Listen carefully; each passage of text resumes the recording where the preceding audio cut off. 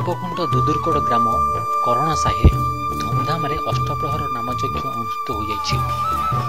गड़कंदर पोखरी grammar श्रद्धालु महिला मानक 108 पूर्ण कलश जल आनी यज्ञ मंडप ठारे स्थापन करा जाई निराडंबर भाव में अधिवास पूजा करा जाइथिला। अष्टप्रहर सकाळु रीतिनीति पूर्वक 16 उपचार विधि पूजार्चना अनुष्ठित होता बेले दुदुरकोट, रंजागोड़, बाघधरिया, पाटना मंगलपुर, चित्तलपुर, झारबेड़ा, कदलीपाल, गिरिधर प्रसाद प्रभृति आखपाख अंचल 43टी नाम संकीर्तन मंडली जोगदे महामंत्र नाम संकीर्तन परिवेषण करते।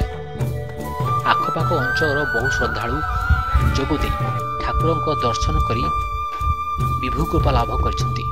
अष्टप्रहर नामयज्ञ कमिटीर सभापति वेणुधर पट्टनायक और ग्रामर समस्त सहयोग राधाकृष्ण विग्रह को एक सुसज्जित विमान रे एक विशाल शोभायात्रा घंट हरिबोल हुड़हुड़ी और वाद्यनाद माध्यम नगर परिक्रमा कराई नामयज्ञ स्थल को आनी दहीहांडी भंगा जाई अष्टप्रहर नामयज्ञ समापन करा जायछि।